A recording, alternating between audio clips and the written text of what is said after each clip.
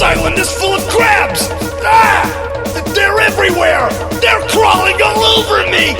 Whoa, wait, those are just my pubic lice. Hi, guys. Everyone, welcome to the Kongversation. I'm Hyle Russell. And I'm Cameron Reigle. Hi, Cameron. How are you doing? Good. Yourself? Doing better. Had insomnia this week, and I got to the point where I was so fatigued that I actually got physically sick. As you well know, we've delayed the recording of this episode by a couple days because I was just so ill yesterday from actually not sleeping. So I got about 12 hours last night. I'm on the mend, and I have enough energy to get me through a podcast talking about Sea of Thieves. So I would say that's a pretty good coincidence considering we were planning on doing a podcast talking about Sea of Thieves. Yeah, let's go ahead and put that to the test, shall we? Yeah, let's see. You ready to stick it out for 7 hours? Oh, I mean, why? I mean, that would be a short one for us. Let's try to go for the full 15. Let's try to make an episode about the Sea of Thieves closed beta that's longer than the duration of the beta itself. What do you say? Right. Do you mean longer for the duration of the beta, or when the beta was actually playable and the servers weren't crashing? I guess that varied person to person. I mean, I personally didn't have a whole ton of trouble getting in. I know a great many people did looking at social media, which, I mean, it's a beta. These things happen. It's part of the process, but I understand it was unfortunate that people didn't get to play. Well, especially since there was a limited time, and we'll talk about, they extended the time period for a couple of days.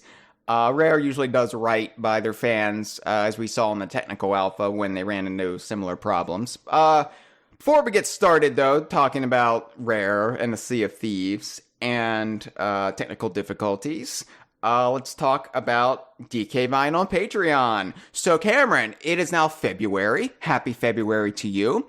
And, you know, a lot of things happen in February. There's Groundhog Day. There is Valentine's Day. Most importantly for DK Vine, though, there's a Cobcock Day, where we celebrate the obscure, loathed, much maligned Donkey Kong Jungle Beat baddie, Cobcock, which, of course, is a giant bulbous chicken head on a stalk. And Cobcock Day falls on every February 13th, and I've already started it on some of the Cobcock nog, as you can tell.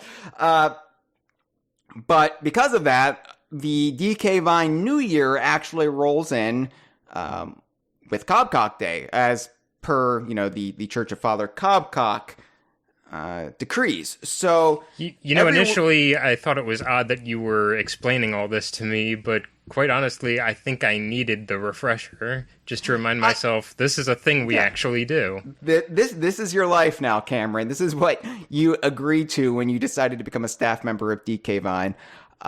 You should have read that contract a lot more closely. One, that you wouldn't get paid for several years, and two, that you would have to follow the weird made-up religion of Cobcock. So Cobcock Day is every February. I can't even say this, goddammit. Every February 13th. And I love those Cobcock Day tongue twisters. So what we do is, for the patrons, every mid-February, we send out the new Patreon stickers. So for every patron we have, the minimum that you can give a month is $1. U.S. currency, of course. And for $1 a month, we don't accept banana coins yet, even though banana coins are apparently becoming a real cryptocurrency. They just announced that it's like the value of banana coins is directly linked to the value of bananas on the market or something like that. So banana coins are actually a real thing, right up there with Bitcoin.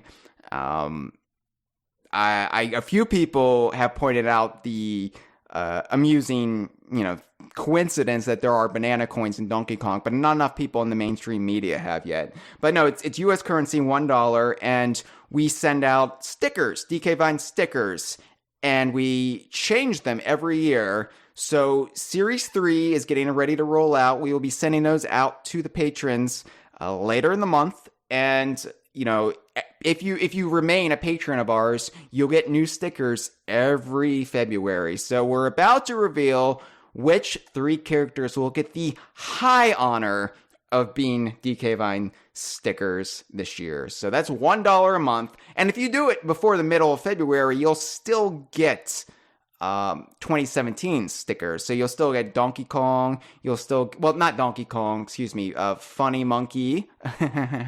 You'll get Nice Sailor Bloke, who's in no way Captain Black Eye. And you'll get Strange Frog and Wacky Owl, legally distinct from the Platonic characters Yuka and Lele.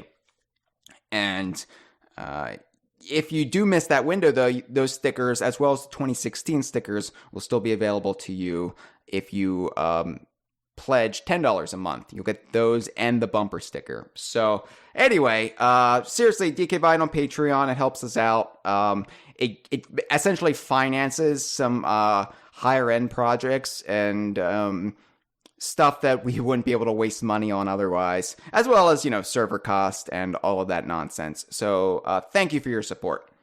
Of course, subscribe to DK Vine on YouTube and follow us on social media, Facebook and Twitter.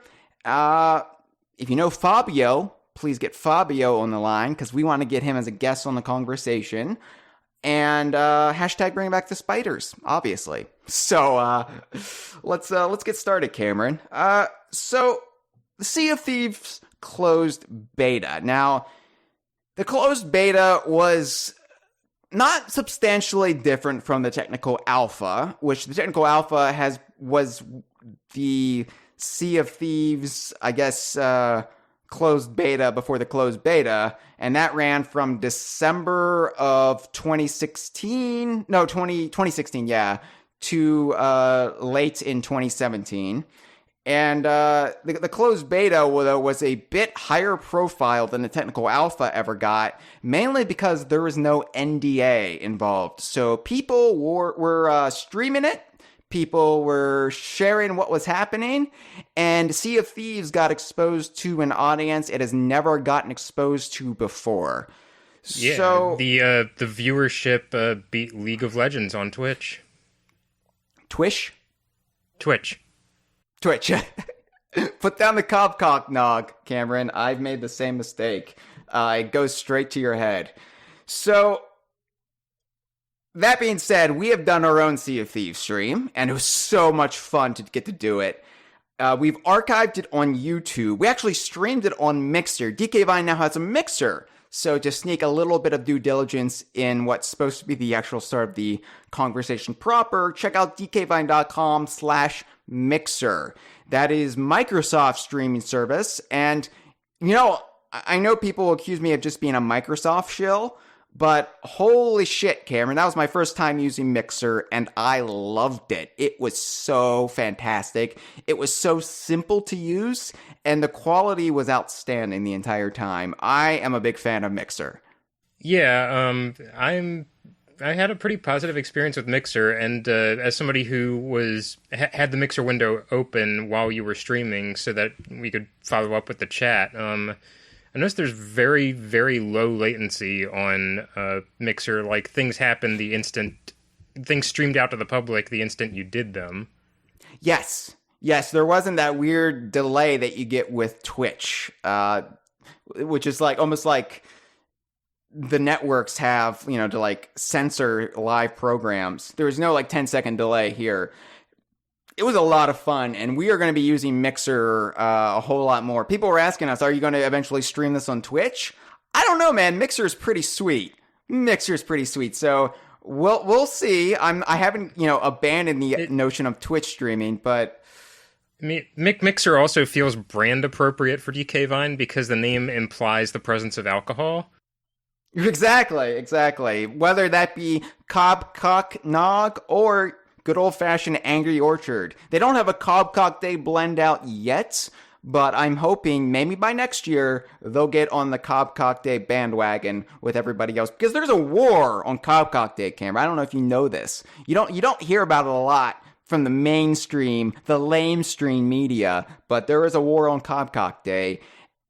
I mean, when's the last time you've gone into a store and the cashier, says, "Cock me up, Cobb," to you? They don't. They never say it because they're afraid.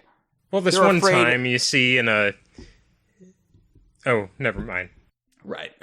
So, yeah, I'm a big fan of Mixer, and that's all I have to say about that. People accuse us of being Microsoft shills, but so be it. If they have the quality product, I'm going to be shilling for it, like I'm shilling for Sea of Thieves. So yeah, we did a stream Monday night last week during the closed beta.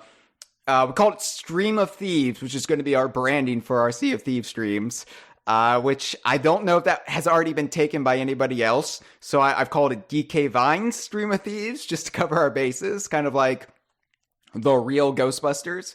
But we did it with the two of us, Jeff Onan, and special guest Josh Wallen from Off of the Geek Critique. He was our fourth man on the crew.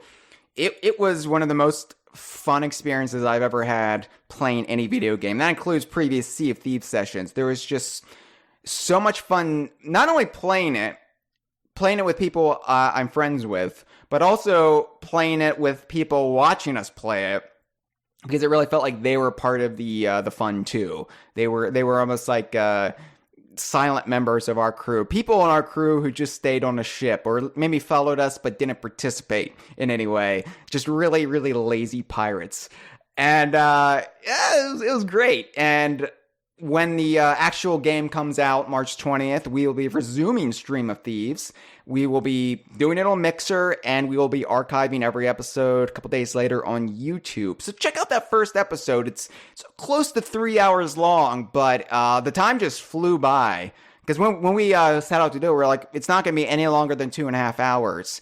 And I have to be honest, 2.5 hours blew by, and I just didn't even realize it. And it was almost disappointing that we had to wrap it up. So, yeah, I feel like that's kind of a common theme with Sea of Thieves in general. Best laid plan, you will make a plan for that game, and the best laid plans will go completely off the rails, and you will still have a wonderful time regardless. Yes, yeah. We were initially, we set out, we were going to be like, okay, we're not going to really focus so much on treasure hunting. We're going to just kind of explore, show off some neat things in the game. And before you knew it, we got swept up in, hunting for treasure, or we went on a quest, and it was just, it seems like our plans changed with every new island we went to. We got sidetracked and went on a new journey, and that was a lot of fun. It was probably the most unconventional 3-hour tour that didn't involve Bob Denver. Right, exactly. We made some. I don't know if we made any Gilligan's Island jokes. We might have made one or two. I know I made some Lost jokes, and we definitely made some Titanic jokes near the end. You can kind of guess what happened there, but it was great. So yeah, check it out, and I look forward to seeing more people in our Mixer channel the next time we do a Stream of Thieves. Speaking of Sea of Thieves videos, though, also check out our YouTube channel, because right now, you may have already listened to it earlier in the weekend, but we have a new video out about TT from Off of Diddy Kong Racing's possible inclusion in Sea of Thieves. We've done a brain-melting expose video on the possibility. And, of course, there's an accompanying Kongversation mini that Matt and I did. So listen to that and watch that video if you haven't already. If you're not hyped for Sea of Thieves yet, the possibility of TT should do the trick. I would hope so. Who the hell are you if it doesn't? So the closed beta itself, Cameron, that ran from January 24th.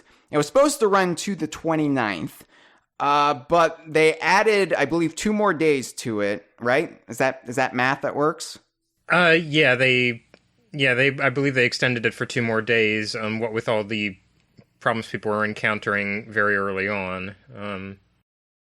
Yeah, so basically what happened is the servers at Rare headquarters at Manor Park could not handle initially the weight of people trying to participate in a closed beta. And, that happened a couple times in the technical alpha. I think I'm allowed to say that. I still don't know how much in the technical alpha I'm allowed to talk about, considering, a lot of it is now applicable to the closed beta, which we can talk about. But there were a couple times, especially early on, when they had to basically work day and night trying to keep those servers running. They would add days to the technical alpha time sessions, and that's what these are here for. That's why they do these big open world games with servers. There's going to be technical difficulties. They want to iron them out before the game actually launches, so it doesn't happen when people have actually spent money, Yeah, there are disclaimers, like I believe there was one on the title screen for the closed beta, like, hey, things may not be representative of the final game. Right. And this was just a small fraction of the game world of Sea of Thieves itself.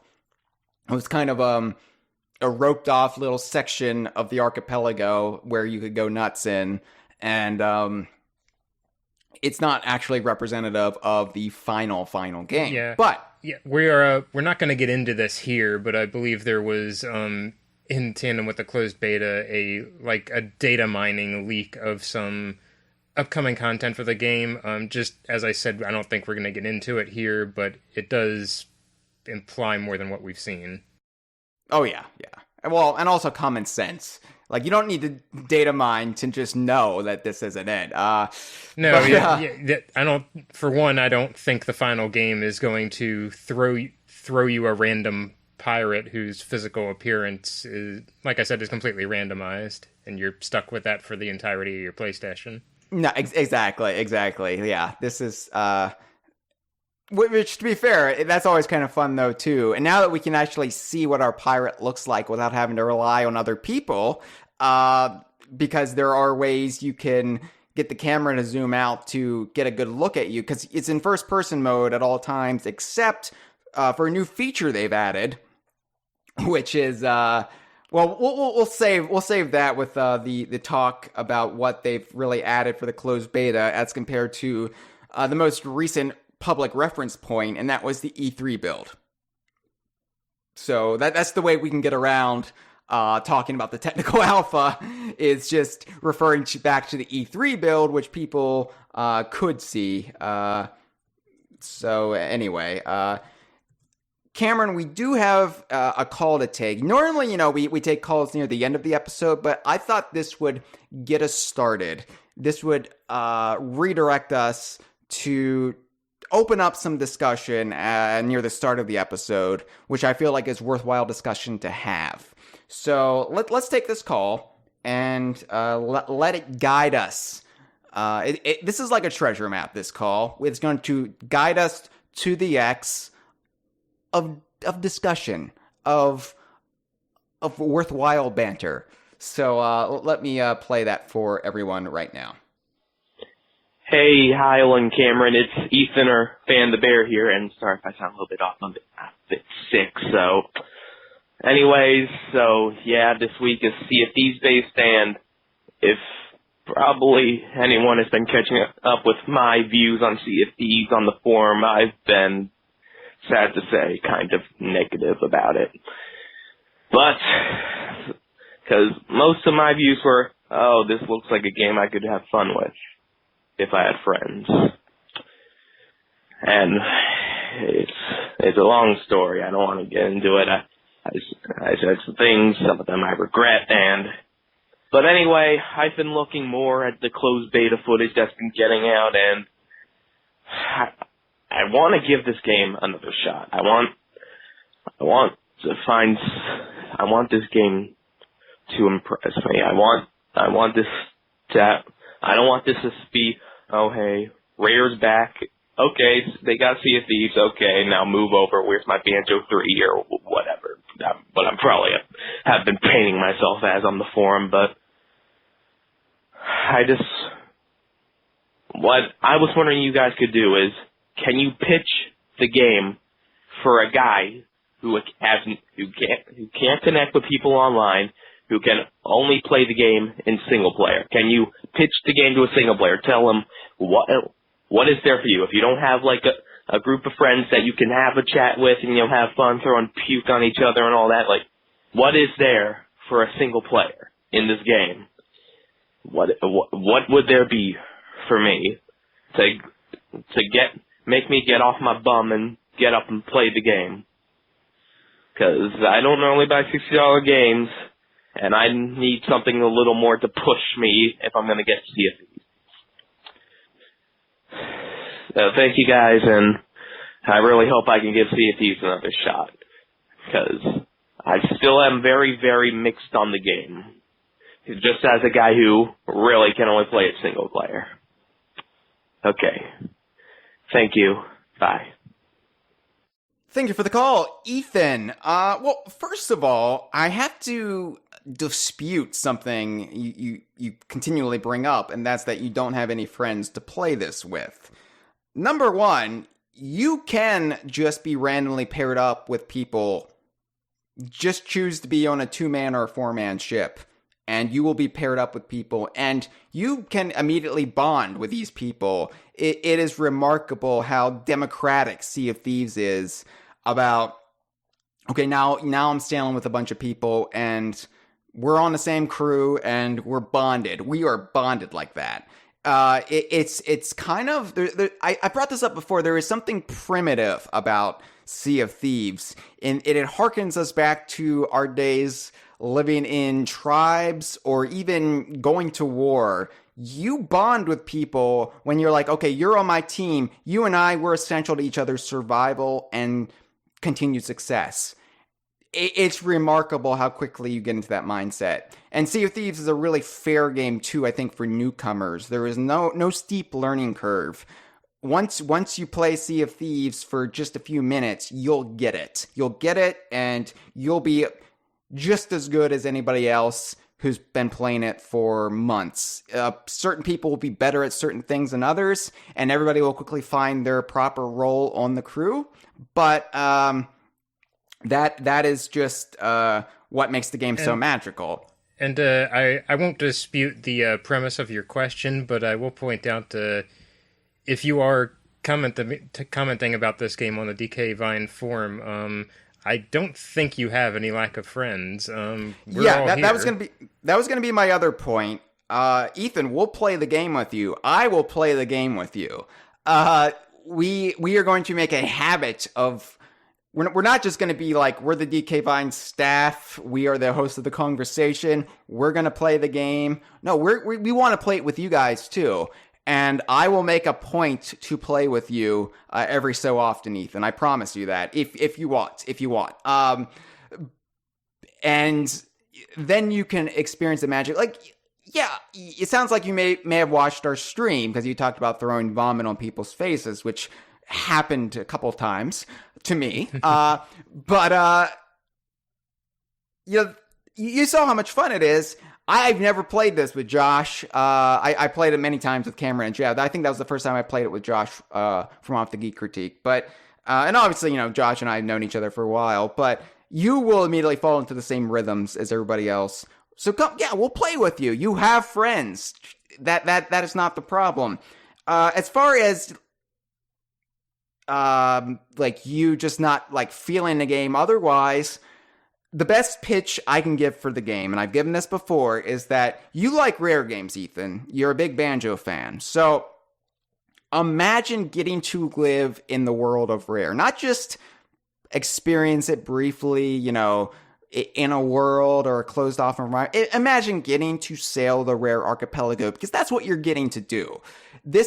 You are essentially getting to live and breathe the Rare shared universe in Sea of Thieves. Yeah, there are no googly-eyed animals that we're privy to, but it's still very much the same realm. It is, and it's filled with that atmosphere, that environment that we've loved since Donkey Kong Country. So, if you're a fan of any other Rare game, just playing this game will fill you with that same sense of joy and just giddiness that Banjo or Donkey Kong fills you with. Now, Cameron will have a few things to say about the feeling of playing by yourself, which is an option in Sea of Thieves. You can sail a small, what are they called? Is it a sloop or is that two-man? It was the same ship in either case, but I don't know what the official name is. I think it is a sloop, but that's certainly what everyone had taken to calling it in the community. So I think that is what they called it in your sort of the screen where you select how many players you want to play with. Yes, I guess to get out in front of that, because I do want to talk about experiences with the sloop in both single player and two player. I want to, before I talk about that, I want to get out in front of, I've learned my experiences with it are not that of everybody else. It was a kind of a very subjective experience, depending on what happened as you were playing, because so much of your experience in Sea of Thieves, even if you are playing alone, is determined by player interaction. As like say on our stream with a 4-man crew, we almost immediately ended up in a firefight the second we came in. That doesn't always happen. I've had plenty of play sessions like in the single player Sloop where I completely don't run into anybody because I keep to myself and I don't end up near anyone. Now, in terms of pitching the game to you, something I would like to suggest, just as a practicality, like I don't want you to take my word on this game. Something you can do when the game comes out, Sea of Thieves is going to be part of Xbox Game Pass. This is a program Microsoft's doing very soon, where their new releases will be part of this sort of subscription service. Believe the price is $9.99 a month, but there's a free 2-week trial of it. On March 20th, when Sea of Thieves comes out, I would suggest just start a trial of Xbox Game Pass, give the game a try, and see how you feel for a week or two. Yeah, right. Cameron, I know you said like the experiences of single player is different each time. On the last night of the beta, my wife wanted to try Sea of Thieves because she's seen me play it, but she wanted to actually try it for herself. So, she tried a single ship, and that was the first time she's ever played it, by herself. I mean, she's familiar with Sea of Thieves, obviously, but she's never played it. And so playing it by herself, I think it was a terrifying experience because there is a sense, at least when I've played it in single player, of this is a very, very scary world all of a sudden. When you have a 4-person crew, there's a certain sense of we can conquer this world. Oh, yeah. One thing I will say about like single player, like I know some people come heavily on the side of, oh, you have to play it with 4 people. It's nowhere near as good with a single person. That's not where I come down, but I will say it's probably in your best interest the first couple of times you play Sea of Thieves to play with a crew just so you get a handle on the game mechanics, because figuring them all out on your own can be a bit intimidating. Once you get the hang of it, I'd say handling it on your own is kind of a snap, but it's probably not as conducive to just jump in blind. Yeah, and Sea of Thieves just feels so much more off-kilter in a good, hilarious way when you're by yourself, because all of a sudden, all the very minimalistic touches that the game does, like especially with like musical cues, Robin Beeland's music is very much understated in the game. It's there to punctuate moments rather than provide a continual score. So all of a sudden, like, everything kind of makes you jump because, and especially when the technical alpha or the technical alpha or the closed beta would spawn you in the I guess we call it like the sick part of the ocean, the part with all of the like dying vegetation, and the sea is green, the skies tends to be overcast. Yeah, and like trees are brown, and there's just this certain like sense of death that hangs in the air. And so when you're there by yourself, I mean, when you're with the crew, it's scary, but when you're by yourself, oh shit. Because not only you have to contend with the skellies, but then you really, like, I'm terrified that I'm going to run into another crew. I'd say playing by yourself is, because you're not, like, consistently talking with other people, it ratchets up the atmosphere of the game in every single direction. You notice the music call-outs more, you appreciate, like, the really solid sound design with the creaking ship, the waves passing, the wind ruffling your sails, and when Robin's, I assume it's, I realize I'm just attributing like all the music in the game to Robin, but I realize they have a team. He's the head of the music department at Rare, so even if it wasn't something he directly invented, we're still attributing it to Robin Beanland, as in the whole team. He think of him as just this giant cloak that surrounds the rest of the audio team. That's what we're referring to. Right, but in any case, it's really wonderful. Like the brief moments you get where it kicks in, it breaks up the. Like, I expected sailing between islands to get monotonous very quickly, but the game has a way of, like, introducing just enough that you don't get sort of, like, highway hypnosis when out at sea. And it's really charming. Definitely. Yeah, well, there's a ton of stuff to encounter out at sea, too. And there's going to be more stuff, in the final build. Like, we haven't seen hide nor hair of the Kraken yet, so... But yeah, it's... The single player usually tends between one or two moves, like very peaceful, leisurely, like relaxing, meditative, and straight up survival horror. Yeah, yeah. I would say we had a lot of fun to ourselves on that stream with the litany of shark attacks that we kept suffering. You kept suffering. I was the one who kept getting eaten.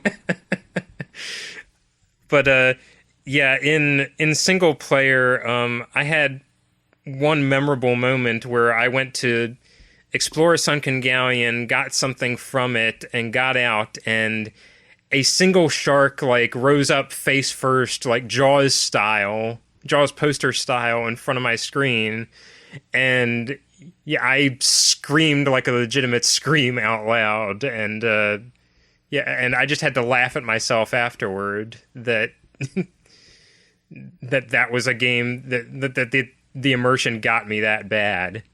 Can I talk about the sharks real quick? And I realize I'm going on a tangent, but like we said, Sea of Thieves, you set out to do one thing, you're going to get sidetracked and start doing something else. Setting out to do one thing and then suddenly sharks ruin it it seems like a common theme. It definitely was on our first stream of Thieves, yeah. So, the sharks, what I love about the sharks in Sea of Thieves, my wife was really upset first when she saw that you basically, it was like kill or be killed when it came to the sharks, because my wife is really into marine conservation and, oh yeah, they get filleted in this game. Protecting not only the wildlife of the ocean, but the coral reefs, making sure that the integrity of our oceans survives so, we can survive. But what I appreciate, and it's something that didn't really dawn on me until this closed beta session, I don't even think I brought it up on the stream. I brought it up, but I maybe didn't make the full connections.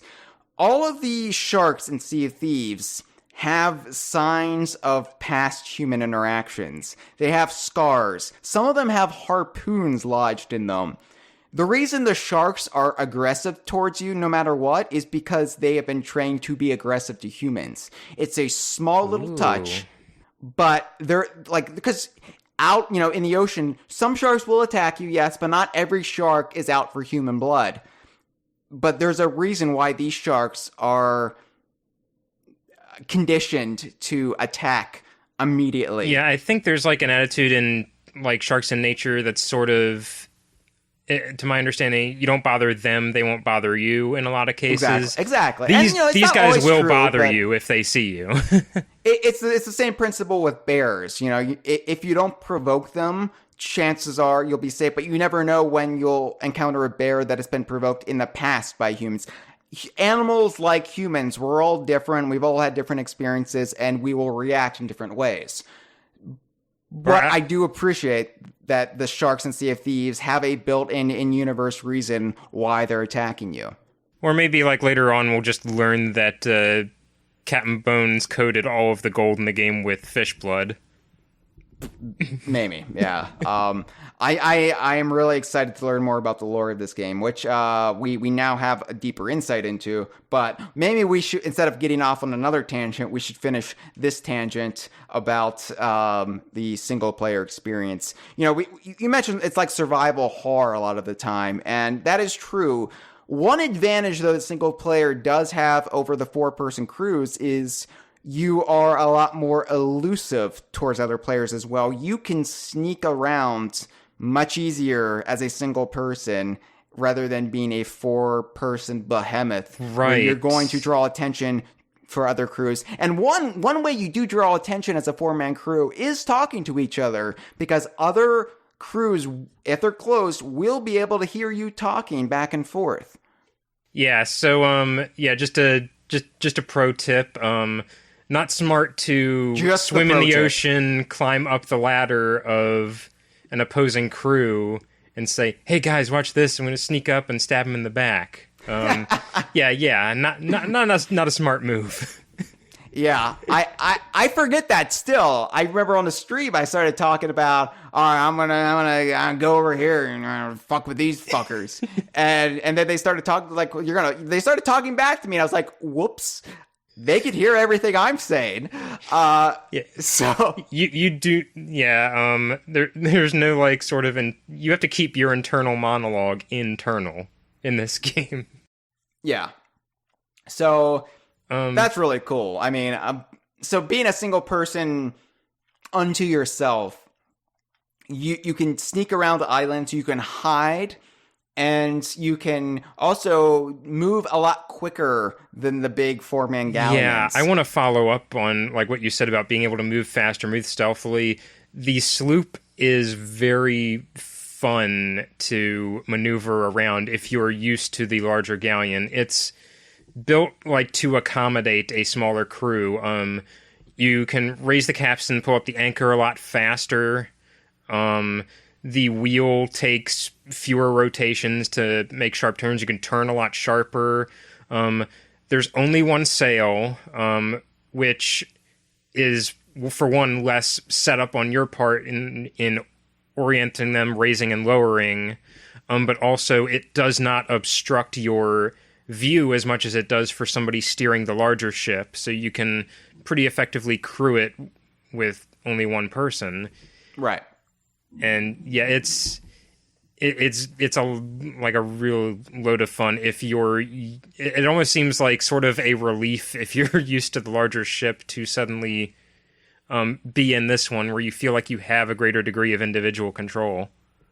Now, I don't know if I've ever experienced it, but it must suck to get caught in a storm in one of those ships, though. Oh, it does. I got caught in a couple, and it also exposed me to a game mechanic I did not know about. I honestly thought it was a glitch when I first encountered it, But if you're in the middle of if you get caught in a bad enough storm, your compass will wig out. Yes. And you'll have a lot of difficulty steering. If the rain is heavy enough, it will very slowly fill the bottom of your ship as if it were leaking. Your ship will retain water. You have to go down every so often, and and bail out some of it with a bucket. That's another aspect of the small ship that's getting into another aspect of it that's a positive. It's much easier to bail water out of the smaller ship because there's a sort of window opening very close to the lower deck. Right. Yeah, everything becomes less laborious on the smaller sloop, but conversely, then there are drawbacks too. You know, it's much harder to get treasure when you don't have 3 other people scouting for it with you. You don't have other people looking out, watching your back, performing, you know, other tasks. So there's definitely a lot of give and take. And I personally do prefer the 4-person crew, but that's how Sea of Thieves was introduced to me. It was introduced to me as this amazing co-op experience, and I love a good co-op experience. I think above anything else in gaming, cooperative play is my absolute favorite. There's a reason why Donkey Kong Country, the whole tag buddy system, was so damn appealing to me. And so Sea of Thieves for me is the ultimate co-op game, but you shouldn't dismiss the single player experience or the 2-person experience. I have not actually tried 2-person yet. That'll be something I'll have to try when the actual game comes out. Yeah, I did a couple rounds with 2 people. Like, I did not run into a whole ton of chaos when crewing a single boat. I got a lot of stories from other players who had tried single player, stories like I ran into a 4-person ship almost immediately. They scuppered my ship. Or I went on a treasure hunt. A larger ship found me. They sunk my boat while I was on the island digging something up. Just things that really unfortunate happenstances that kind of like interrupt your progress. I didn't have that happen too terribly much, like by stroke of luck in a single ship of myself. It did happen a lot when I was in two-person boats. But on the flip side of that, the situation was a tad more manageable because you had another person to give you feedback and assist you with defending yourself. And that's another aspect of the small ship. You only have 2 cannons, one on either side of the ship. And right. As you can imagine, much harder to maintain those cannons when you're by yourself. Yeah, they're more there as a deterrent than anything else because there is a far less likely chance that you will sink, especially a galleon with it. But, you know, it's also worth mentioning, though, Cameron, that you're not always going to run into hostile crews. A lot of the times you'll run into other crews and they'll have no interest in sinking you or attacking you. Each crew is kind of unique, and it's all up to those players how they want to play the game. In fact, I had, like, to give an example of the complete opposite experience, I was once sailing alone by myself. I had another smaller ship try to pull up alongside me, the same sloop as I had. I think after like some initial hesitation, like I think we were like back and forth, like shooting the sniper rifle at each other. They pulled up alongside me and said, "Hey, do you want to ally and go after this bigger ship that's like a few blocks away?" Mm-hmm. Because that is something you can do. I think even Rare themselves demonstrated you could do this on a stream. Just team up with another individual crew, also in a sloop, and get on either side of a galleon and just lay into them, take them down with strength and numbers. Yes, yeah. And, you know, the experience also applies to if you're in a 4-person crew. Cameron, one time we were playing together, and I can finally talk about this. I feel like I can talk about this. We were sailing, and we encountered another crew who boarded us, like, out of the blue. They sailed right up next to us. I think I know which crew this is, and we were in a really bad spot at the time, if I remember right. Like, I think we were near an island, right up against some rocks. Not all of the crew was back on the boat. Our supplies were low. Like, we were in no shape for a fight. Right, and they boarded us, and they started talking to us, and, like, I was very, very nervous during this whole encounter, and they asked us, they were out of grog on their ship. All they wanted to do was drink our grog. And we were like, okay. And by the way, perfectly punctuating this, the decorum on their ship was grog themed.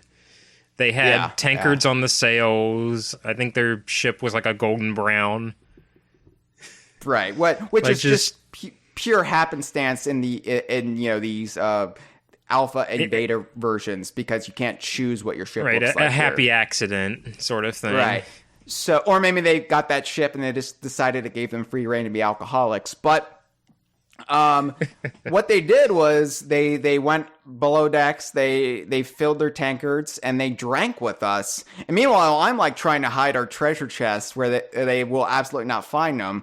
Because I was just like, they're going to steal our treasure. Like, this is going to turn ugly at any moment. They're lulling us into a false sense of security, and then they're going to slaughter us and steal all the treasure. Because at this point, we had a fair bit of treasure on board that we needed to get back to an outpost and cash in. And it never came to that. They were just there to have a good time. They were a party boat. And then they left. And we were just so tickled by that encounter that, okay, so not everybody is going to be an asshole. I mean, yes, sure, they stole our booze, but that seemed like a far less crime than stealing our treasure and murdering us. They politely asked, let's be fair. And to be fair, we were so bewildered, we would have said yes to almost anything. But, so you'll have encounters like that and then at one point, I think during the same play session, we did team up with another crew, and it was actually a smaller sloop.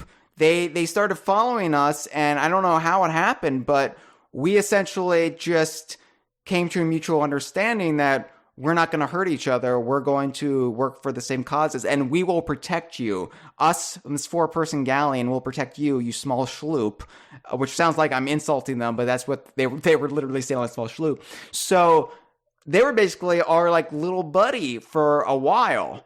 And then eventually we lost them or something happened. But for a while there, we were a galleon and a sloop taking on the world together. And granted, when you team up with other crews or other people who aren't in your crew, you don't get to share any wealth. Whoever cashes that wealth then gets to keep that. There's no like, and maybe in the future there will be ways to share it, but I also think Rare wants to discourage complete armadas just dominating the game. So sad to say, I don't think we're gonna have like a 20-ship DK Vine armada on any of these servers. To be fair, that would break the game. It would absolutely break the game and probably make it no longer fun. Exactly, and that's the great thing about Sea of Thieves, Ethan, if you're still listening. The great thing about Sea of Thieves, it's, like I said, it's democratic, it's fair, and it's fun and rewarding if you're playing single player or if you're playing as a 4-person crew. So while we'll all have our preferences, that's not to discount one or the other. And like I said, you can try it out single player, but we will play with you, so don't feel like you don't have any friends. I'd say trying to forecast here, I expect what I will do is if I see people online reaching out that they want to crew up for a session, I'll do four player. If I don't see anybody, or if it's an odd time of day, I'll sail around by myself and see what I can accomplish. Yes, regrettably, I have not been able to play single player as much as I would like, because unfortunately, whenever they announce like, oh, it's a technical alpha session, or oh, we're having the closed beta, it usually means that I have a really heavy DK Vine workload that week, and I can't devote enough time to actually playing the game. So that's what I'm looking forward to when the game comes out and there's no longer any limitations about when I can play it. Then it will really open up what I feel free to do. So anyway, yeah. Cameron, it's been a while since we've been able to talk about what's actually in Sea of Thieves. That was E3. Everything after E3 has kind of been under wraps. So they've added quite a bit to what was the alpha and then became the beta. And so a lot more is clear about the game now. Do you want to talk about the mission system? How progress works in Sea of Thieves? Because up until this point, things were just kind of handed to us. Oh, here's just a treasure chest that will randomly spawn in your possession. Well, not a treasure chest, a treasure map. Treasure map, excuse me. Here is or a riddle. Here's a riddle, a magic riddle that you'll get. And so it was it wasn't really clear how Sea of Thieves was going to be structured. Although, if you have half a brain, you could figure it out what it was eventually going to look like. But it's been made explicitly clear now, and that's you have to, at least in this build, you just purchase essentially missions or quests, or what's the actual nomenclature here? Forgive me if I'm wrong, but I think it was Voyages. Voyages, okay. And, this isn't to say there won't be other ways to encounter, like, maybe, eventually you'll uncover, like, them, like, hidden on islands somewhere, like, ultra-rare voyages, or you'll find them in other means or fashions other than just this buying them from a merchant. It should also be outlined like this.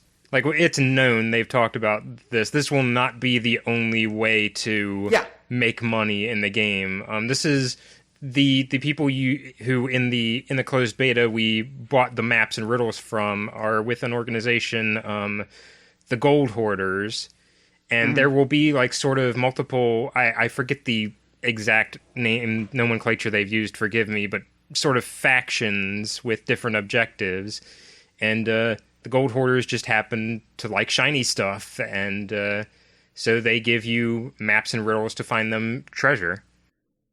It's interesting because there is a new character in the game, an NPC, and he is with the Gold Hoarders. The Gold Hoarder was a name they gave one of the Skellies, E3 2016. Was he Gold Hoarder or Treasure Hoarder, or was there some like? I feel like there was some sort of like higher drone name they gave him, but I thought he was just the Gold Hoarder. He was a Skelly that like had excuse me, I think this was E3 E3 2016. I mean, granted, this was E3. He could have a completely different name when we finally run into him in the final game, and he's on the cover of the art book, so I assume we're running into him in the final game.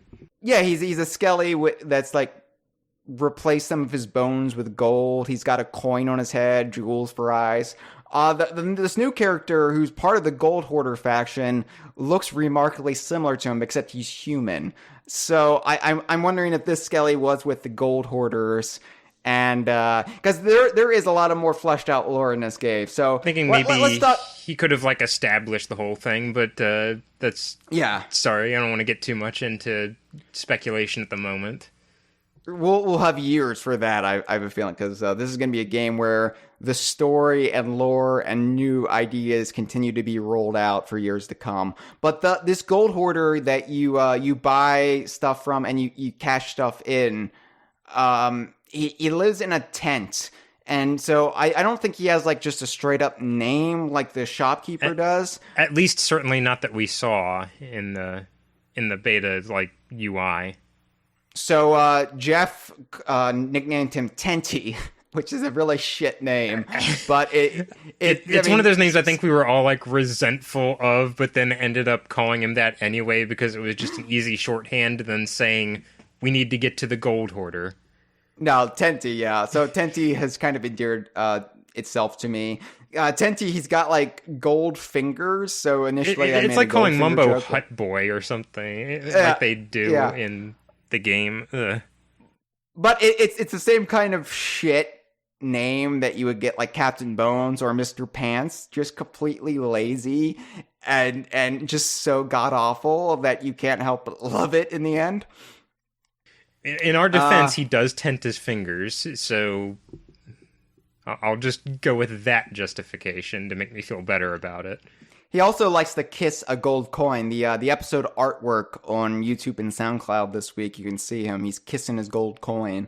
So that's Tenty, or part of the Gold Hoarder faction. But he's now where you cash in your treasure, and you also get your voyages from, right?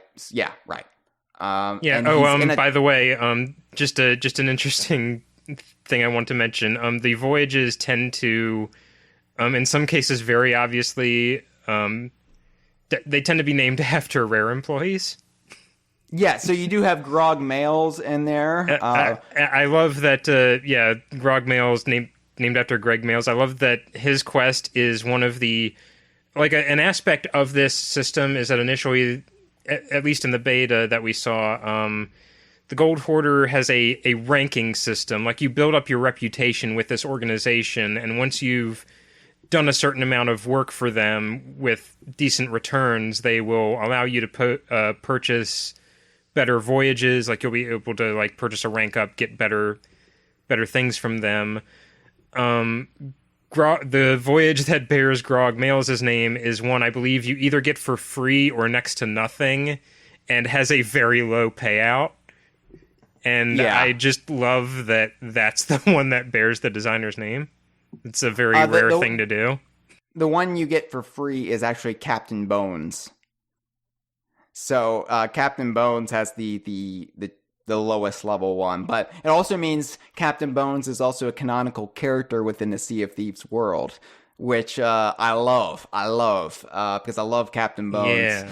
I feel like Rare kind of abandoned the whole Captain Bones thing once Sea of Thieves really started to pick up steam with the technical alpha. I feel like they kind of just stopped using Captain Bones. Well, he stopped having as much of a social media presence of his own, but he still repeatedly shows up around the office, clearly hard at work.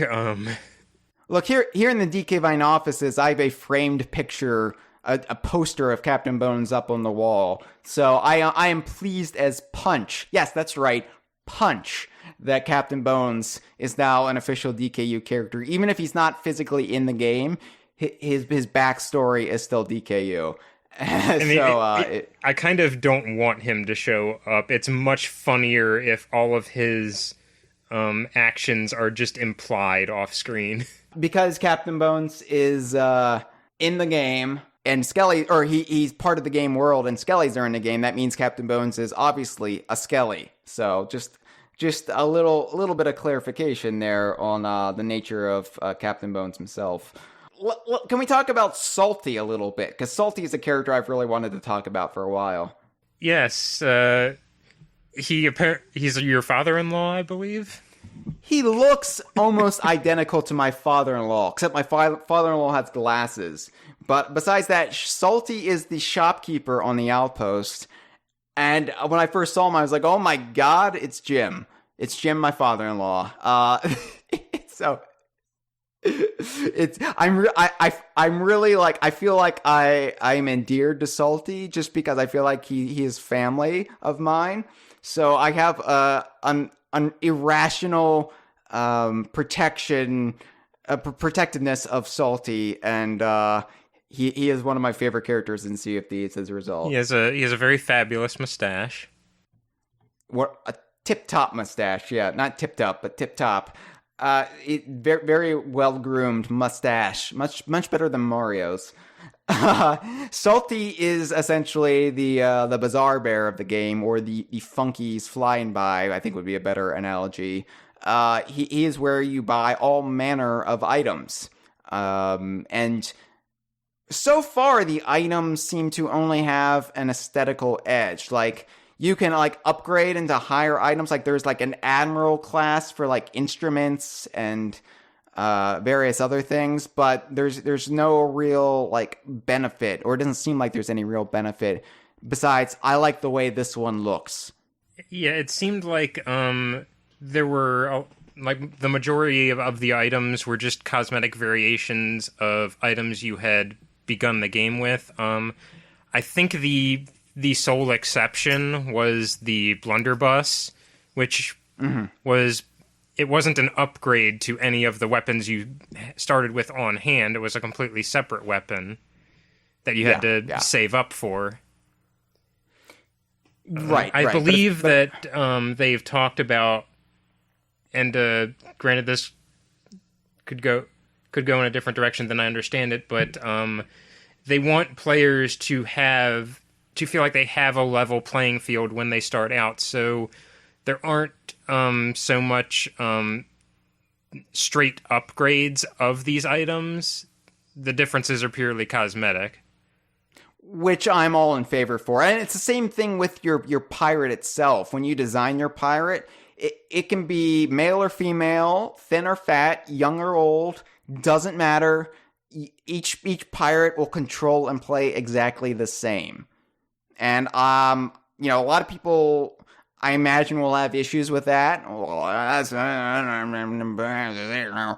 shake my fist. But that's awesome. That's fair. That's great. The ethos that be the pirate you want to be. You should not be punished for wanting to be this pirate. Yeah, when this other pirate has the advantages. Yeah, an aspect I like of it. I mean, I can certainly see where people might take issue with it, but I am big into when games allow customization. It's always kind of a letdown when the custom parts that look like most aesthetically pleasing to you are huge statistical liabilities. Like, I run into this when I was playing Mario Kart 8. The vehicle parts I tended to really respond to and thought they looked really, really cool tended to put you at a huge disadvantage when you played online with other players, and it was only a very, very small handful that seemed to offer strategic advantage. With this game, I like how you don't seem to be burdened by having to put together an outfit that you may not really care for, but the only one that really makes you feel sufficiently defended, and I kind of love that. Yeah, in Mario Kart 8, I just put Donkey Kong in the goddamn Mercedes. And it's okay, done. He drives a Mercedes because it's one of the best vehicles in the game, because product placement. I was like, this is why, Lewis Hamilton always wins Formula 1, because he has to drive the Mercedes. It's not fair. All right. So anyway, so I'm sure people will have problems with that. As somebody who wants the game to be democratic and fair, and it to not be about I've leveled up to this, or I reserve the game so I get these exclusive items, or I got the game from GameStop so I have access to this, or I got these cereal box tops so I got so much XP. That's all a bunch of bullshit. Nothing should be behind a pay window, and Sea of Thieves is not, or it shouldn't be I've been playing the game for a year. Or I haven't played the game for a year, so I feel like I can't get started now because I'm going to be so far behind. Yeah, you're not going to have any of that. And I think that's really important for what it looks like Rare's direction for this game will be, which is a lot of content rollout long term, and yes, having people feel like, if I start playing this game 7 months after it comes out, I will never catch up. It will be inaccessible. People will yell at me for not knowing what I'm doing. That's not conducive to building and maintaining an audience. And as far as I've encountered, that's never happened in Sea of Thieves so far, where people have gotten mad at somebody for being a newbie, No, again, subjectivity. My experience may not be other people's, but exactly. The Sea of Thieves community is kind of had a reputation. I think Rare themselves has said something along the line, our community is the best community. This is a really, from what I've seen, a very healthy community, and I love what they've built up. Yes. And, we often talk about the differences between Rare and Nintendo, what sets them apart. This is one of the ways Rare and Nintendo are very similar, not wanting that divide between players. And as much as that may hinder something like Mario Kart, where the items are what keeps things, equalized, in Sea of Thieves, I think everything is being done in a really, really intelligent, deft way. So, So even if you don't get the game on launch, that should not deter you from picking up the game later. So, anyway, they've added some new items, Cameron, since the E3 build. And 2 items in particular are really cool. One is something I can't believe I've never even thought about in the game, at least to my recollection, and it seems like a no-brainer considering it's a game about sailing and being a pirate. That's the telescope. A little handheld telescope. This is a very traditional like Errol Flynn kind of pirate trope, and it's one of those things like you don't realize how glaring its absence is until it finally shows up. At first I didn't use it. As the PlayStation went on, I found more and more reason to use it when I realized, hey, I could use the telescope. It really does come in handy, especially when you want to get a closer look at... Because there's a lot of times playing the game where you're like, is that a ship in the distance? And you're not sure. Could be a ship, could be an island, I'd say I had that dilemma most with the Skelly forts, which tend to have watchtowers that from a distance look vaguely ship-shaped. Well, we need to explain the Skelly forts too, because we haven't talked about those. Yeah, well, I don't know if I could give too much in-depth discussion of them, simply because if you wanted to accomplish something as a large crew or keep your boat from becoming Swiss cheese, it seemed like a good idea to stay away from the Skelly forts. Why don't we table discussion for Skelly forts until we talk about the Skellies, because I want to talk about the Skellies a little bit. A little bit later in the episode. Speaking of Skellies and Captain Bones, though, I want to give a special shout out right now in the live stream chat to Scraps, who had he's had quite the banter with Captain Bones on Twitter in the past. Hi, Scraps. So, but the telescope, yeah, it's great. Like you said, it's very Errol Flynn, minus the statutory rape allegations. But there's also another telescoping item in the game as well, and that is the sniper rifle. The sniper rifle, now, this is a bit of a historical anachronism. It doesn't really, I don't think, belong in the golden age of piracy, but the way they do it is so clever, I don't care. Because there are quite a few historical anachronisms in the game, but they do it in such a, because this isn't supposed to be a historical pirate simulator. This is taking all the aspects of pirates in fiction that we love and amplifying them to a ridiculous degree. There's a sense of realism immersion in Sea of Thieves, but not at the expense of fun. Do you want realistic repercussions of gravity and bodily harm, or do you want to be able to shoot your pirate out of a cannon and then land on the top of an island? Exactly. It's essentially like the Pirates of the Caribbean movies without insufferable Johnny Depp. Or The Ride. Yeah. It's essentially okay. I Rare is my major point of reference when it comes to this stuff. You like the Kremlins in Donkey Kong Country 2? You like Captain Black Eye in Banjo-Tooie? It's that kind of pirate nonsense. That's exactly what it is. The romantic idea of the pirate. Yes, yeah. It's the zombie pirates from Grab by the Ghoulies, but when they were alive. So, minus the Skellies, who are very much reanimated dead things. But yeah, the sniper rifle, it's basically a rifle with a telescope on it. This is how they justify the sniper rifle. It's a rifle. Somebody put a telescope on it, and there's a crack in the telescope lens. I love this part of it. This is such a clever idea. The crack is, the placement of it is meant to, for the purposes of the player, serve as your crosshair, because it's dead center with the scope. And I love that. That's such a clever way of justifying a ease of use mechanic for the player in universe.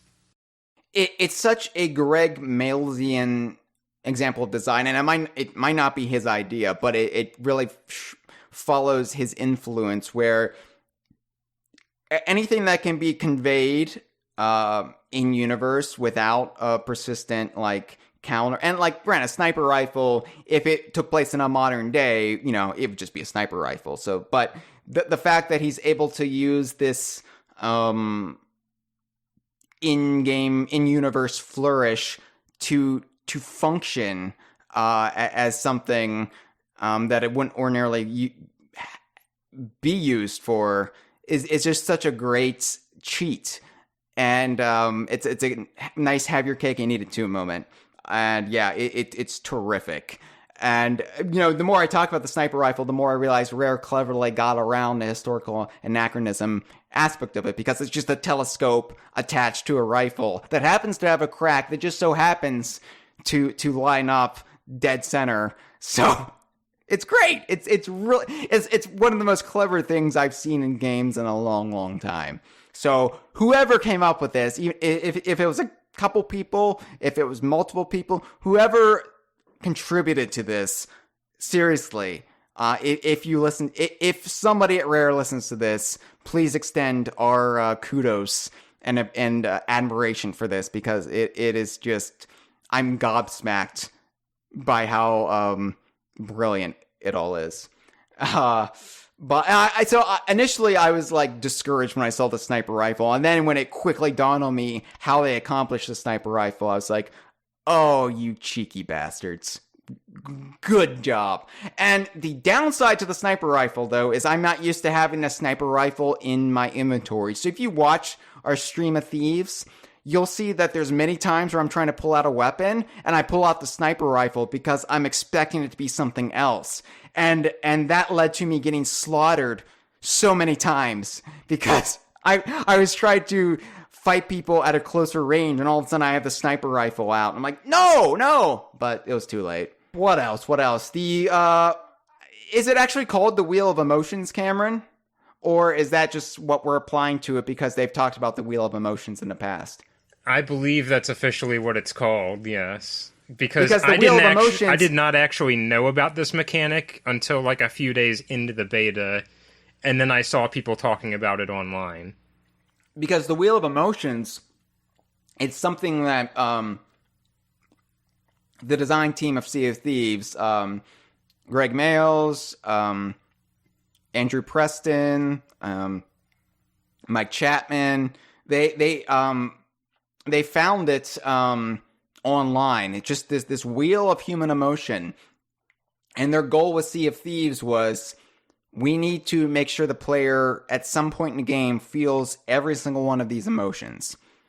And that includes like serenity and just feelings of euphoria, feelings of fright, everything you could possibly feel in life should be experienced in Sea of Thieves. So the fact that they then applied it to an in-game mechanic, it's a nice tribute to that design philosophy. What the Wheel of Emotions does, though, is it gives your in-game pirate, as opposed to your out-of-game pirate, it gives your pirate character the chance to be expressive in-game through various animations. And so we had a lot of fun with this. I had maybe too much fun with it at the expense of actually being an efficient pirate for a while. It's also a good way to view your character in third person, because pretty much the entirety of the game otherwise is entirely first person for the sake of immersion. Yeah. But by the way, real quick, Scraps is trying to defend Johnny Depp's portrayal of Jack Sparrow in Pirates of the Caribbean in the live stream chat. Scraps, you're Australian. You should be opposed to Johnny Depp because he tried to smuggle illegal dogs into your country. Where's your sense of national pride, Scraps? All right, sorry.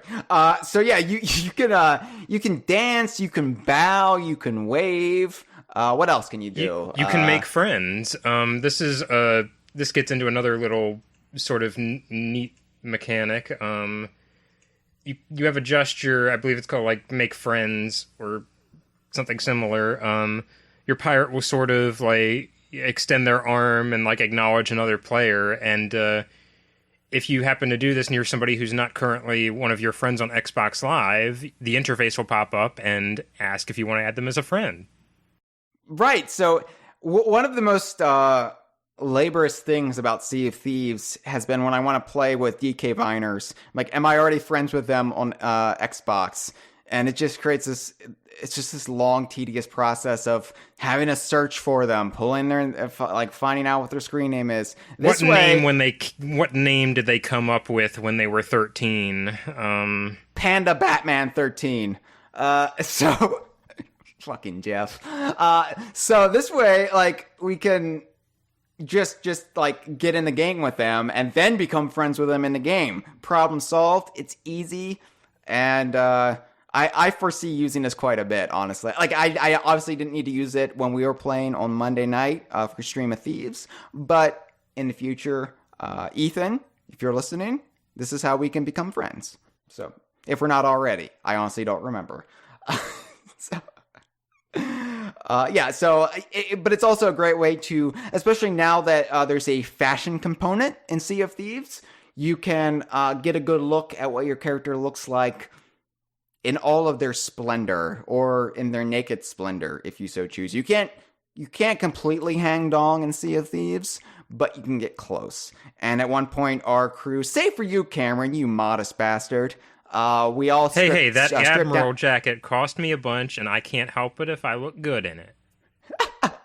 Well, the other three of us, we stripped down to our skivvies, and we are proud of it. We are proud of the bodies God gave us, or Law gave us, or Father Cobcock gave us.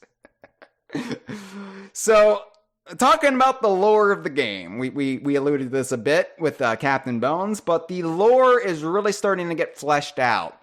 As Joe Neat promised me to my face that it would. I think Joe Neat was kind of taken aback when Chad and I went to Rare back in 2015 to play Sea of Thieves, to have it like revealed to us before. I'm just blowing myself here, but before anybody else got to. I mean, we were obviously there with other hardcore Rare fans, and I think Joe was a little bit surprised that one of not just DK Vine's concerns, but like every hardcore Rare fan there wanted to know more about the lore of the game, wanted to know more about the history of so much of this stuff.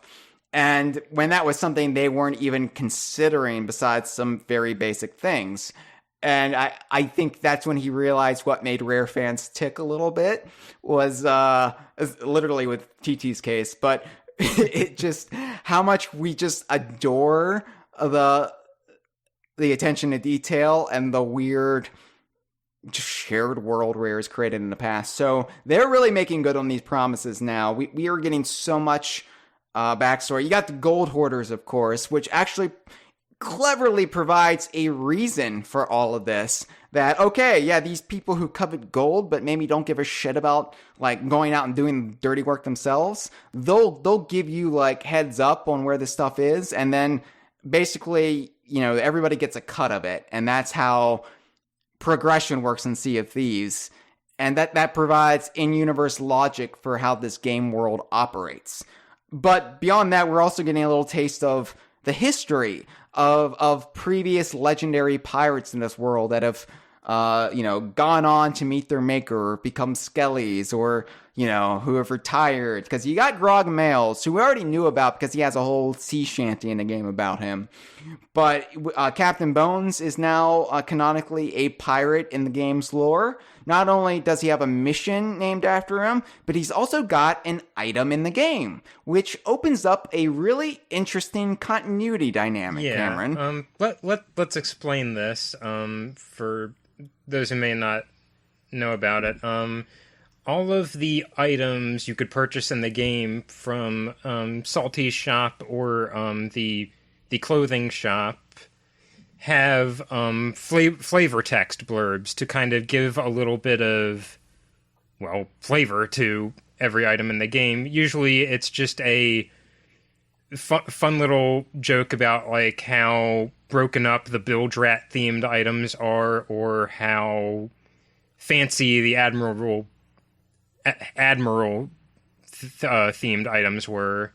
The flavor text for one of them, which I made sure to get a screenshot of, is the Bilge Rat tankard, because you can buy cosmetic variants of the default tankard you started with, which you drink the grog from. And this is the flavor text for the Bilge Rat tankard. Once drank from by Captain Bones, and his father, and his grandfather before that. Yes. 3 generations of Bones. So this looks like something that's just like a really fun little bit of jokey exposition, but for overanalyzing on DK Vine, there's some juicy implications here. Here is the important thing, and this is something that I would have brought up in our TT in Sea of Thieves video had I had the information beforehand. So this is what this essentially means, that any player can buy this. If they have the gold for it, any player can buy this. But logically, there could only be one of these, because this is a tankard that Captain Bones and his father and his grandfather used. Right, so unless Captain Bones bought, like, and his father and grandfather, like, unless they had, like, 20 million tankards laying around and distributed them to every shop in the Sea of Thieves. Which, logic is... I mean, to be fair, it's something he probably could have done. We don't know. Yes. That's probably what did him in, drinking from 20 million tankards. This thing does look disgusting, by the way. But logically, this is the way these items would work. So any player can purchase, say, Captain Bones' grog mug, but only you will own it. Any other version of it that a player owns will just be aesthetically the same kind of mug, but not the one with the historical lineage of, say, Captain Bones' family. So I've already had this posed to me in the DK Vine Inner Circle, the TT conundrum. If TT is in the game, and like we suppose in the video, if he's in the game as a stopwatch item, well, how could you say that's TT when any crew or any player could potentially have this identical stopwatch? Well, there can be an infinite number of stopwatches, the Thieves' timepiece, as we're calling it hypothetically, that would look like TT, sure, but only the one that your pirate, would have in your possession would be the same character who would go on to become a racetrack caretaker on Timbers Island. It's essentially taking the notion of personal canon and amplifying it.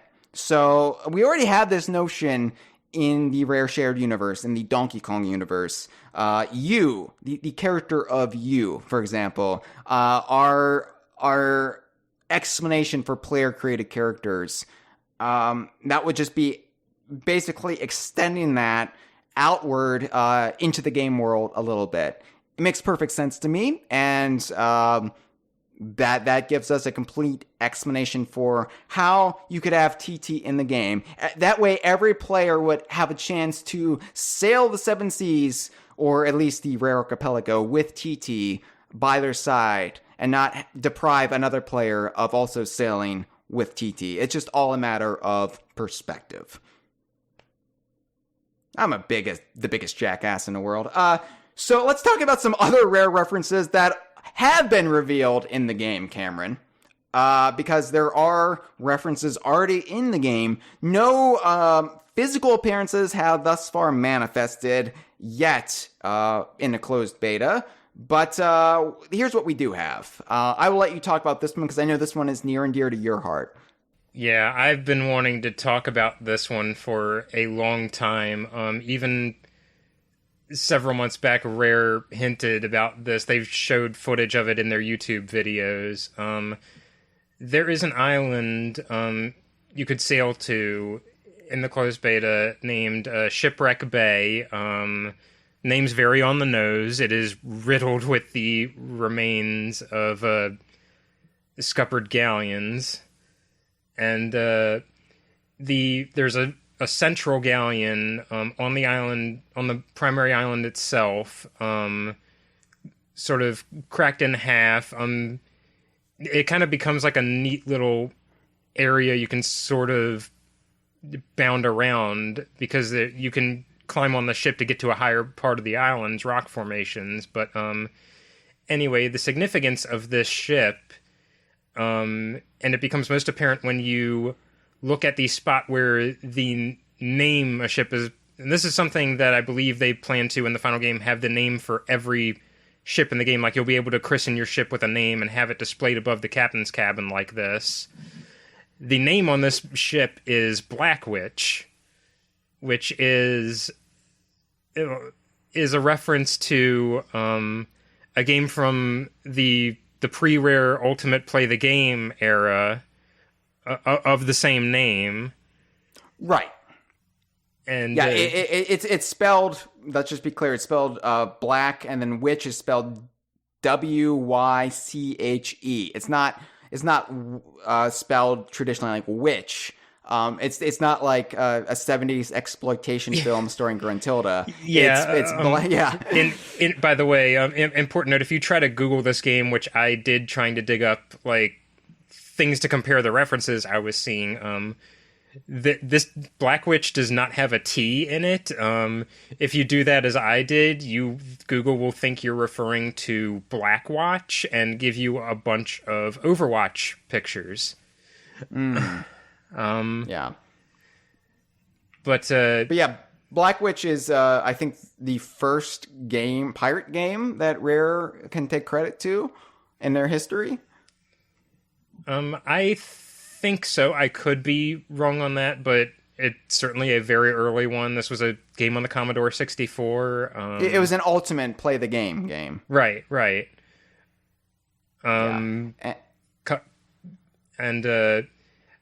This was an aspect I did not know until I was able to finally take to Twitter and archive as much of this ship as I could.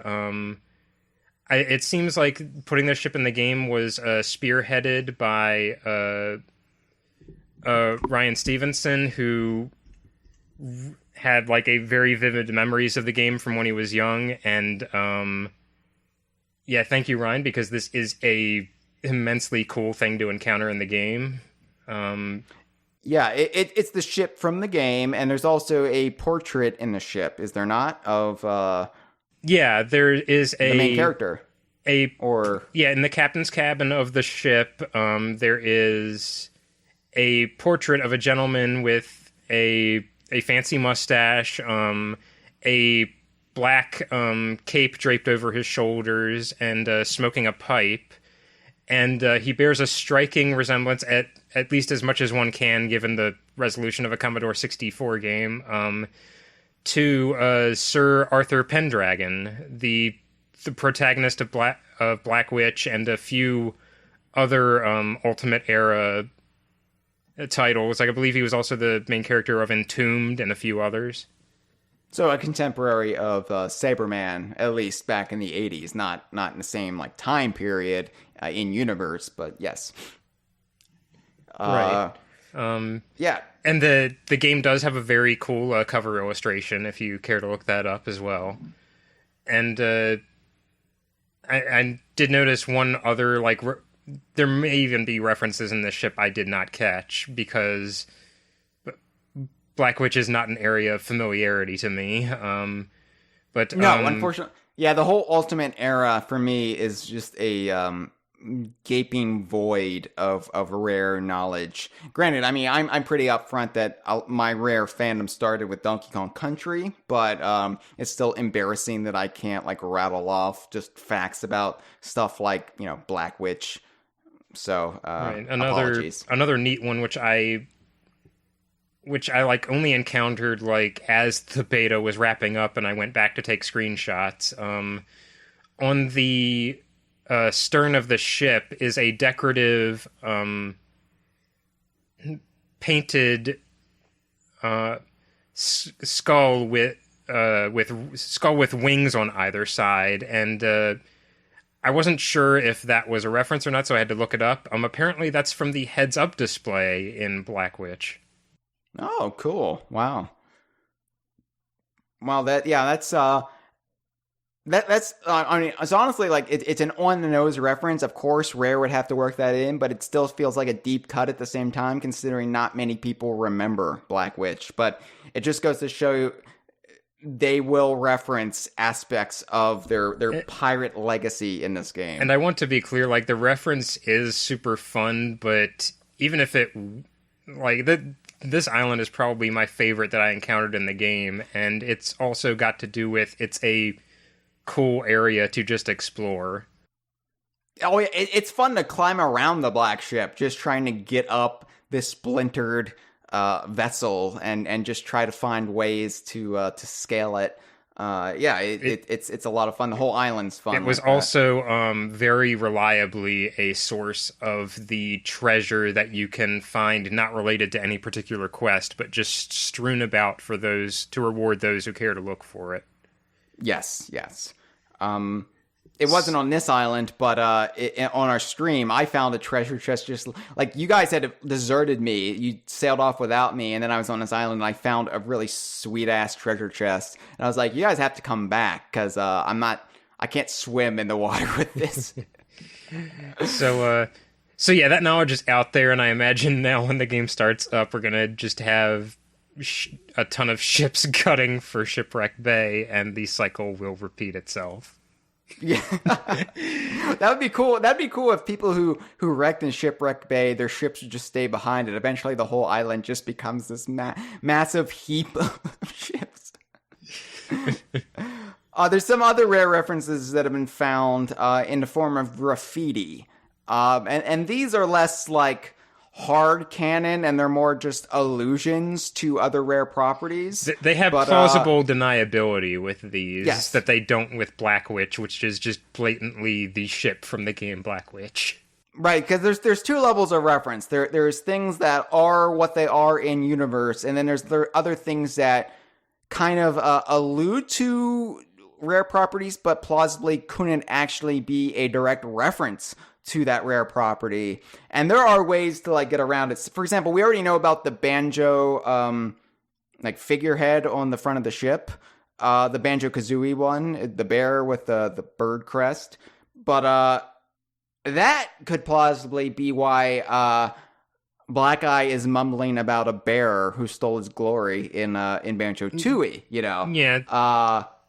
Similar to that, we know, like from the art they've shown off of the figurehead that looks very specifically like Joanna Dark, but is like just deviated enough in design that it could just plausibly be a redhead pirate. Yes, exactly. So there's that level of reference, and in that mode of Easter eggs, there are various graffito in the game. Graffiti, whatever. There is Battletoads, which I think was just found for the first time in the closed beta.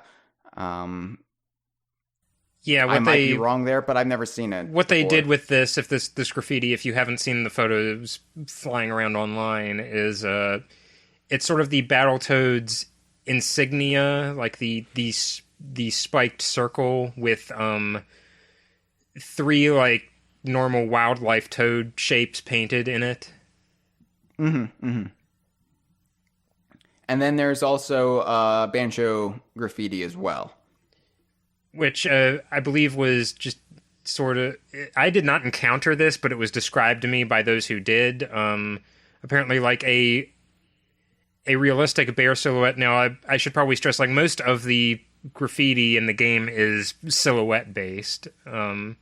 It's cave art. It's cave art. We're calling it graffiti, but it's styled after cave art. Yeah, basically a realistic bear with a red bird flying overhead. Yeah. So, not actually Banjo and Kazooie, but it's still... It might be cave art in reference to the figurehead, or it might just be a historical precedent for bears and birds teaming up. Let's not rule it out. Maybe the fourth Banjo game involves another round of time travel. Exactly. Yeah. They could time travel back to before the golden age of piracy. Who knows? I'm not going to discount anything from continuity. I didn't think I would be here at some point arguing that TT is a pirate stopwatch from the 1600s, but here we are. Go, so it's going back it's in amazing. time and like establishing that like Kazooie establishing a sort of like ensuring that the people from that era will worship her and Banjo as gods seems perfectly in character. Oh, absolutely, absolutely. Now, this isn't a direct reference, but I would feel like a shit Donkey Kong fan if I didn't bring it up, and that is what is tantamount to the TNT barrels as seen in Donkey Kong 64 are in the game, sort of. They're called gunpowder barrels, but they're painted red just like the TNT barrels were, and they serve... In DK64. DK64, yes.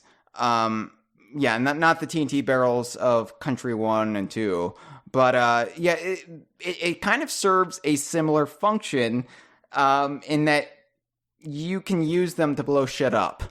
Yeah, it's likely not an intentional reference, but it's very much in the spirit of, because one's a barrel filled with explosives and the other is also a barrel filled with explosives. You blew up our own ship with these, Cameron. Now, you did it on purpose. It wasn't an accident. Intentionally. Yes, it wasn't an accident, but it did leave us in a pickle after the fact, because you blew up the ship and we were going to just like chill out on the outpost for the rest of the stream, and then I think I died, and then I spawned on a new island, and Jeff spawned on the island with me because he died, and then he stole the ship. He didn't realize I was on the island, so then I was stranded on the island. Anyway, to make a long story short, yeah, we didn't get back to the outpost. But I regret to inform everyone that blowing open the walls on the ship did not reveal any bonus rooms. No, it did reveal a wall of gushing water into our ship, and it sunk it quite beautifully. And it was quite a spectacle to behold outside of the ship, I must say. Look up our stream toward the very end to see for yourself. So here's another DK Vine pro tip. You can bait other pirates, make them think you have treasure on your ship. This would be ideally done on an outpost when they think they're going to get your treasure that you're trying to cash in. Get them on your ship, and then snipe the gunpowder barrels from a distance. Blow them up on your ship. A good laugh will be had by all. DK Vine pro tip. So, as we wrap this episode up, I want to touch upon one more thing before we give our final thoughts. This episode is called First Impressions on a Closed Beta. I am fully aware this is also our final impressions on a closed beta, because up next is the actual release come March 20th. But I want to talk about the Skellies real quick, Cameron, because we've known about the Skellies since the very reveal of Sea of Thieves at E3 2015. Skellies have been part of the language of the game since the very beginning. But the Skellies have grown on me over time. And it was this closed beta session that I really realized how much I adore the Skellies and how much they are as endearing of a rare enemy clan as the Kremlings are. And they are actually my second favorite enemies in games now, after the Kremlings.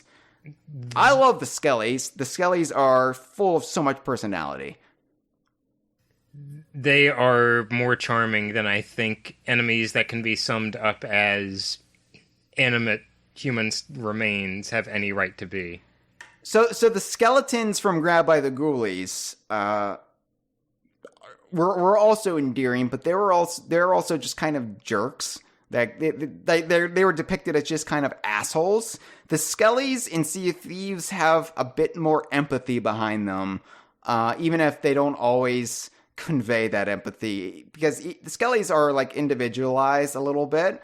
You don't know what you're going to get with a Skelly, but there's just so much charm to them. And yeah, I'm with you. Like, I wouldn't think that reanimated skeletons would be that appealing towards me. Like, I've never been a big fan of Killer Instinct. I respect Killer Instinct, but Killer Instinct is one of those rare properties that just doesn't really tick off all the boxes for me, because I'm not a fighting game guy. But, so like Spinal and Killer Instinct, would be my go-to reference point here, but I'm not a big KI fan.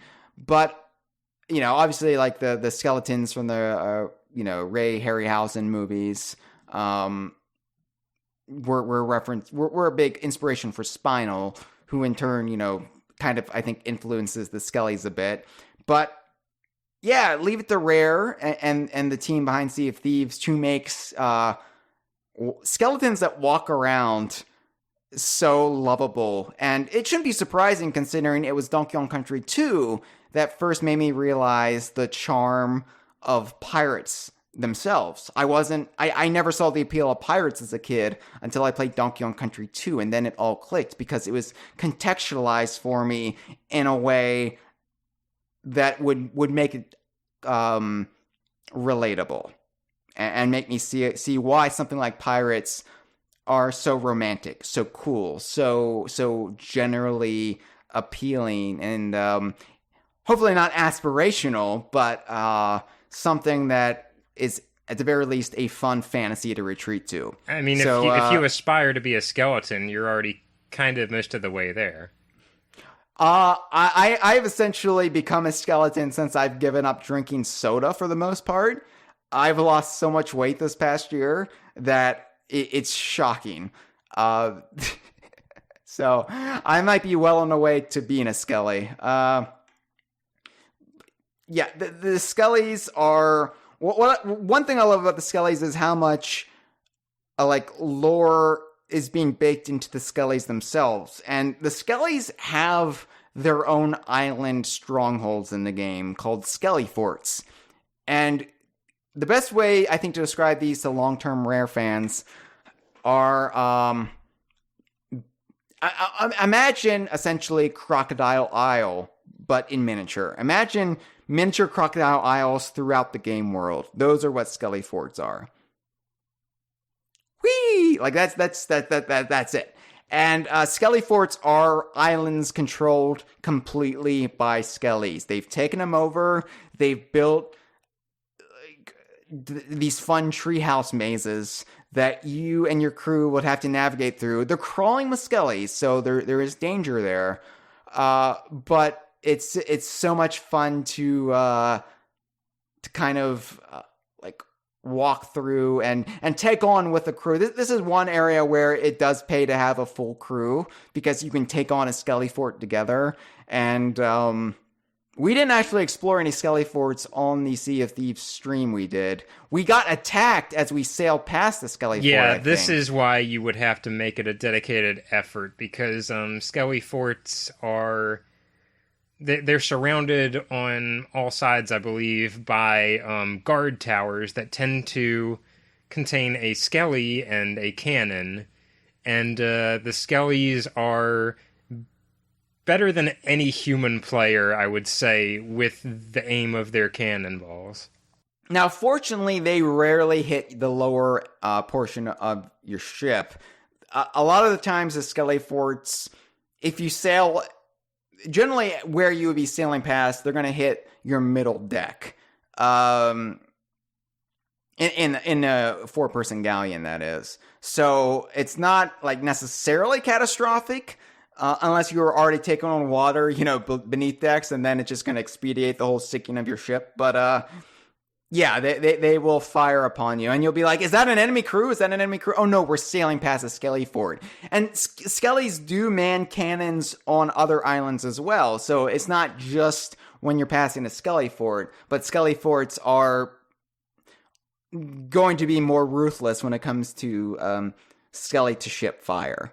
So, but yeah.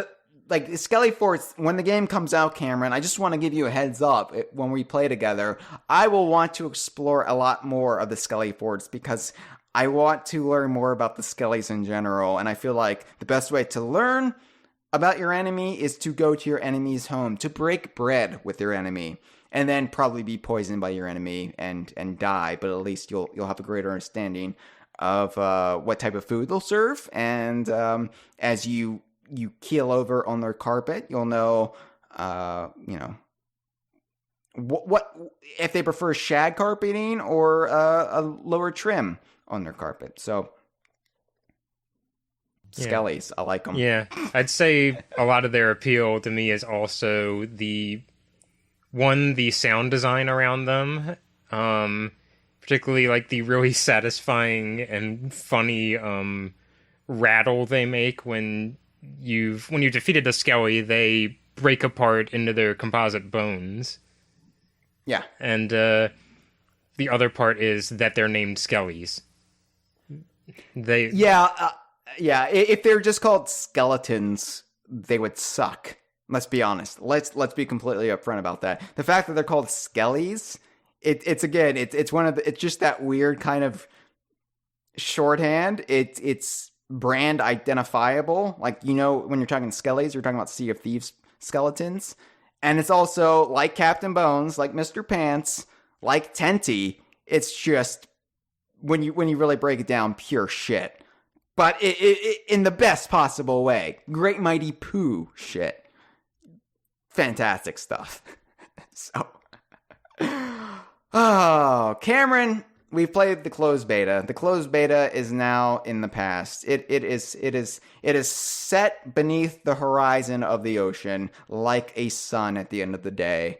And we've been through the pre-release period, we've been through the technical alpha, we've been through the closed beta. The only thing left now, besides rampant speculation and our hashtag TTNC of Thieves campaign, get that trending, people, is playing the game itself when it comes out March 20th.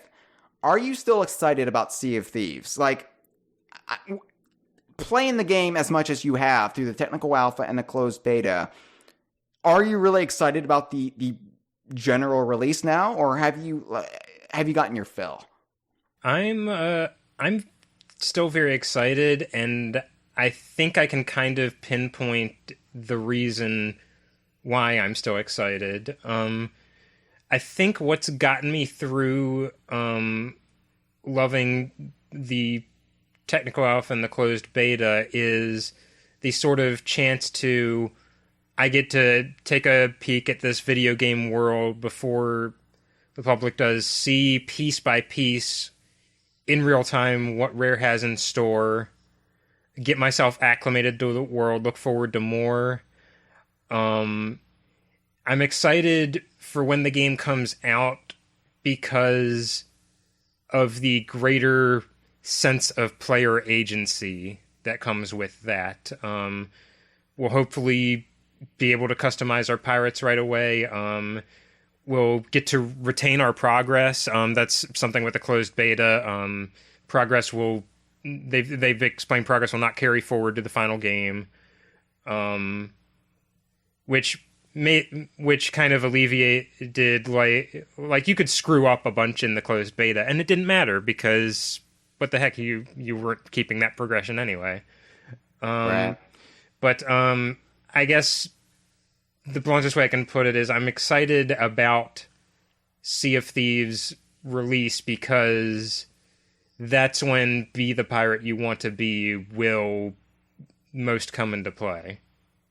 Yeah, the biggest drawback to both the alpha and the beta was that sense of none of this stuff matters. We're just dicking around, which it was still a lot of fun. So imagine that fun, but with consequence, but with actually wanting to build your pirate legend up, and like everything from this point on is canon within the world of Sea of Thieves.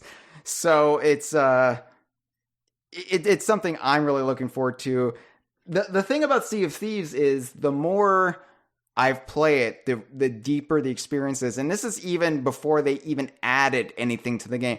Sea of Thieves was an incredibly enriching experience for me when all you could do was get into cannon battles with other ships. Like, literally, that was all you could do. Like, I remember before Sea of Thieves even had treasure in it. I'm so old. I remember back when all you could do was sail around and fire upon others. That was like E3 2015 or 2016, you know? I keep forgetting we're in 2018. So Sea of Thieves just keeps getting better in the alpha and the beta. And I realized, like, we haven't even really scratched the surface of the game. The actual full game is still on its way. So, am I still excited about Sea of Thieves? Well, I'm positively horny for it. And Microsoft, you can use that quote on your commercials. Cameron, what do you think about that? I'm positively horny for Sea of Thieves.